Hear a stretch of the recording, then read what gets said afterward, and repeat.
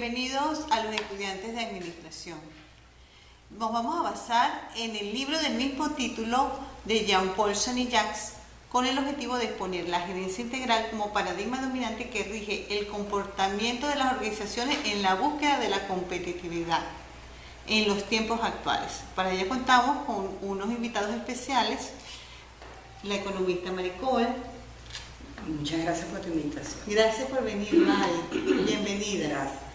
La ingeniero Virginia Davis, bienvenida. Gracias por estar acá. Y nuestra especialista, la profesora Marixa Rodríguez. Encantada, muchas gracias por invitarme. Tenemos otra invitada especial, la licenciada Gladys Salas. Para empezar, ¿verdad?, con la entrevista de hoy, vamos a preguntarle a Mari, cuando hablamos de paradigmas en la acción empresarial, ¿cuál se puede decir que es el paradigma dominante de nuestros tiempos? Bueno, para darte esa respuesta sobre los paradigmas dominantes, vamos a remontarnos a los años 50, para hacer así como una breve reseña. Y comenzamos en decir que para esa época era la organización y se decía que algún problema que se le presentara a la empresa se solucionaba realizándole un cambio al organigrama. Pero esto nos ha indicado a través de la experiencia que no es la solución. Entonces, se le da nuevamente, digamos en los años 60, 70, en la búsqueda de ese paradigma dominante y aparecen las estrategias. Se decía que una empresa era altamente competitiva si sus estrategias eran superiores a las de sus competidores. Entonces, se tiene que las estrategias son simplemente, digamos, un plan en el papel en las cuales se llevan a cabo para demostrar esa competitividad y ese éxito que pueden tener las empresas como tal. Asimismo, para el año 1980 aparece un nuevo paradigma dominante que es la cultura organizacional. Entonces, sabemos que esa cultura organizacional está, vamos a decir, conformada por las personas y estas personas tienen una cultura, tienen un conocimiento propio, ¿verdad?, que le permite a la empresa, ¿verdad?, elementos como para imaginar, fomentar y también aplicar las estrategias. Para el año 1990 surge un paradigma dominante que es la lucha de poderes, el empoderamiento y también la reingeniería. Aquí podemos ver que en este año se va a ir mucho más allá de los simples conceptos de administración o los conceptos más modernos que se tienen de esos paradigmas en el proceso administrativo. Y se busca, ¿verdad?, obtener un tipo de paradigma que permita explicar el comportamiento de la empresa. Si nosotros nos ubicamos en estos momentos, decimos que anteriormente existía un gerente especialista que tenía delimitaciones o funciones delimitadas en la empresa y estaba el gerente generalista que siempre tenía, vamos a decir, la ambición o el deseo de ser el gerente general. Pero por las exigencias que tiene la empresa en pleno siglo XXI, pues se sugiere que se tenga un gerente integral que se involucre, digamos, en todo lo que hace la empresa en términos globales. Esto le va a permitir, ¿verdad?, abarcar y tener conocimiento de todo lo que se desarrolle dentro de la empresa. Entonces, el gerente integral debe ser un comunicador, un líder, un organizador, un estratega.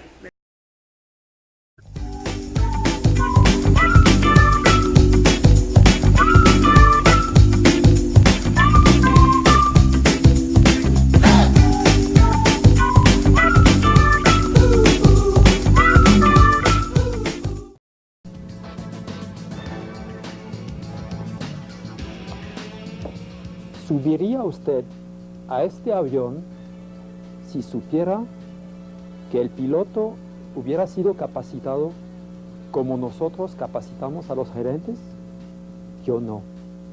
Este piloto habría recibido un curso de 3 créditos sobre el manejo del volante, otro curso de 3 créditos sobre el manejo de los pedales, otro curso de 3 créditos sobre el manejo de los flaps, otro curso de 3 créditos sobre el manejo del tren de aterrizaje. Y al final de haber acumulado 48 créditos, al piloto le hubieran dado su licencia de pilotar. ¿Usted subiría al avión en esas condiciones? Yo no. Pero de hecho, ¿cómo capacitamos a los gerentes? De igual forma. Nuestros gerentes van a una facultad de administración, reciben un curso de 3 créditos de mercadeo, otro curso, 3 créditos, finanzas, contabilidad, relaciones industriales, producción, y al final de haber acumulado 48 créditos, reciben su licencia de manejar, es decir, el diploma de administración. Así capacitamos los gerentes. Pero, ¿cómo se capacita a un piloto? En forma global. Lo ponen en una caja negra que se llama un simulador de vuelo y le dicen al futuro piloto, vuela.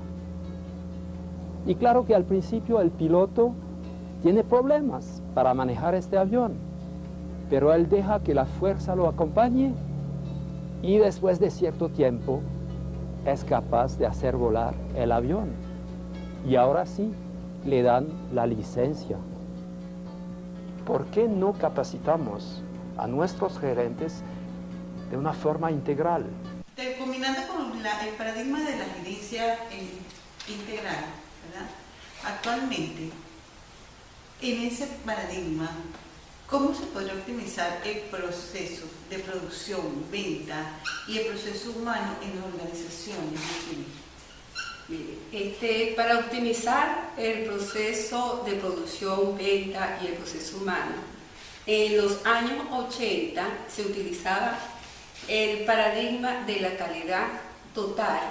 Entonces, aquí la gestión calidad está orientada a crear conciencia de calidad en todos los procesos de la organización. Además, podemos hablar también de paradigma de la cultura organizacional, ¿verdad?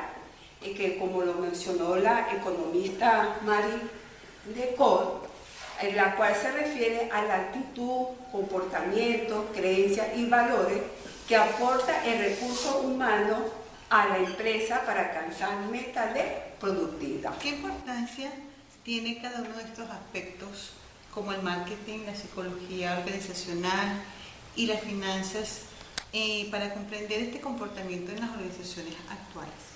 Para comenzar hablando de estos elementos que tienen un papel muy importante en el comportamiento de la empresa, comenzaremos por el mercado. Toda empresa necesita tener un mercado para su producto, bien o servicio. ¿Por qué? Porque de él va a depender una venta y sin esa venta no tiene razón de ser la empresa. Tenemos también la otra parte que es el comportamiento, la psicología organizacional. Sabemos que la empresa está conformada por un grupo de personas que laboran dentro de esa empresa. Ellas tienen un comportamiento, una cultura propia, ¿verdad?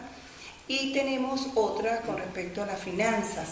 La finanza es muy importante para la empresa porque siempre va en pro de obtener una rentabilidad para los socios o los accionistas de la empresa como tal. También tenemos la parte de la planificación, porque a través de la planificación se fijan unas metas en el futuro. Entonces, ese grupo de personas de la empresa va encaminada, ¿verdad?, a lograr una serie de objetivos, a cumplirlos, y que sería su meta a futuro, ¿verdad?, de una manera exitosa. Después viene la competitividad. La competitividad es la etapa final, digamos, de la acción empresarial. que conlleva, ¿verdad?, a hacerlas más exitosas en un futuro. Nos encontramos aquí con la maestra Gladys Sala. Gladys, ¿cómo estás? Muy bien, buenas tardes. Gracias por la invitación. Sí. ¿Qué opinas sobre los principios del autor Jean Paul sobre la acción empresarial? Podemos hablar sobre 5 principios ideales dentro de una organización. Un primer principio, que es la fragmentación del conocimiento. En toda organización debemos valorar el punto de vista psicosociológico, estratégico y organizacional, desde cualquier punto de vista, con la intención de que eso sea para nosotros un aporte para nuestra organización. Un segundo principio lo podemos valorar como la isofinalidad, también muy visto en toda organización y que es muy interesante valorar, porque no es más que la visión de todos los planteamientos del personal, desde el punto de vista gerencial hasta el punto de vista del trabajador, de abajo hacia arriba, para poder llegar a una toma de decisiones. Hay otro principio muy importante, que es el principio de comprensión mínima. Radica en el saber escuchar, en el saber oír todos esos planteamientos que se generan a favor y a beneficio de la meta de toda organización. Podemos hablar también de un principio llamado contingencia, que es planificar, visionar a futuro o a largo plazo cualquier situación que nos permita prever o evitar un fracaso. Y por último podemos hablar, ¿verdad?, de los niveles de comprensión, que también son muy interesantes en cualquier organización.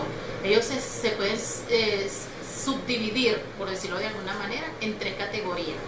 Una primera categoría que es a nivel conceptual, que nos llevó a realizar X acción.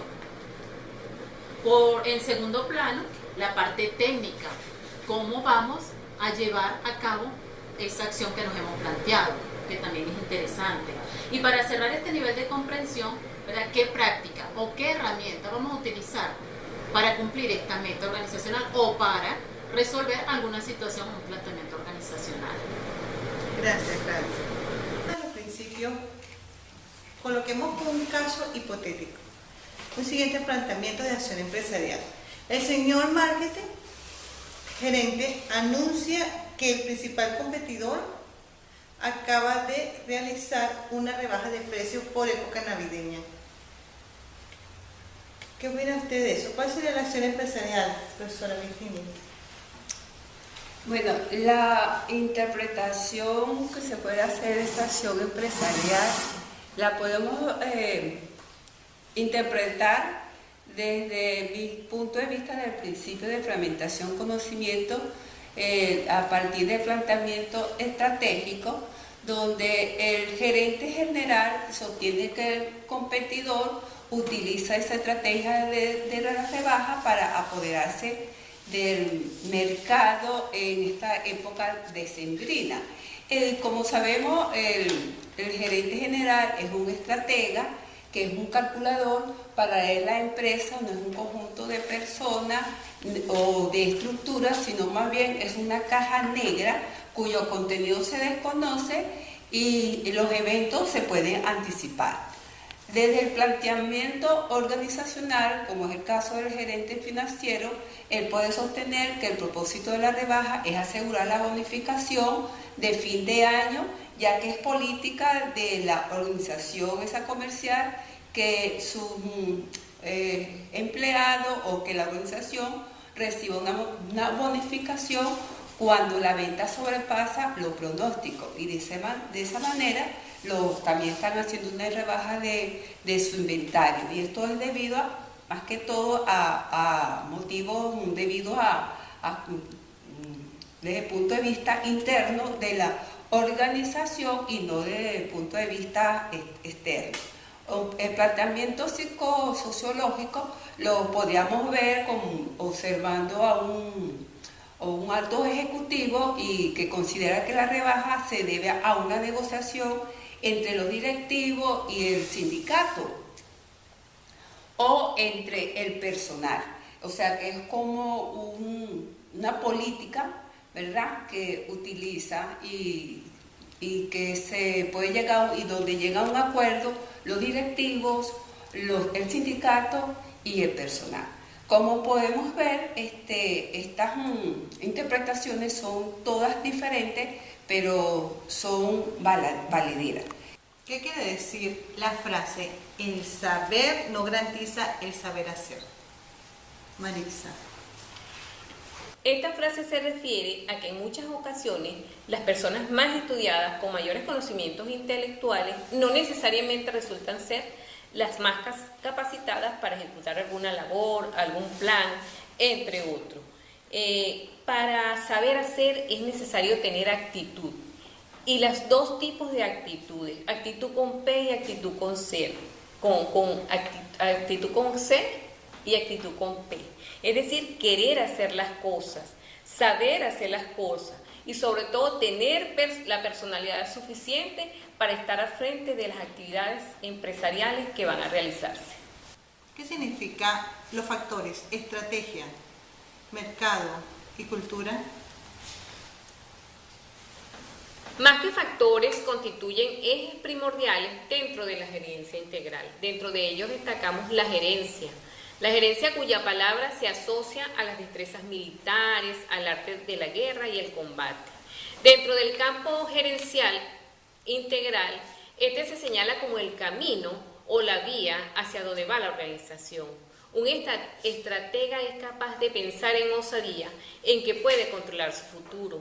Igualmente, se formula preguntas como ¿dónde estamos?, ¿hacia dónde vamos? Y ¿cómo estamos encaminados? Es decir, adquiere una visión, luego imagina, es decir, hace como una especie de mapa de concepto con toda la organización. Además, adquiere una visión de lo que podría ser en la empresa en el mañana. Es función del gerente estratega no solamente la implementación de la estrategia, sino hacer un seguimiento de ella. Aparte de eso, tiene otras funciones.